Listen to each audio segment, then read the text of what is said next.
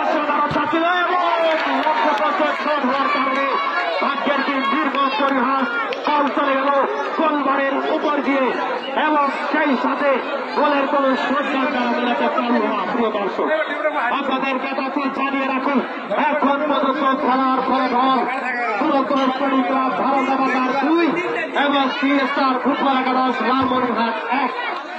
সুন্দরভাবে বলে করতে পারবেন এবং চতুর্থপূর্ণ খেলোয়াড় না থাকায় বল চলে গেল গোল লাইনের বাইরে।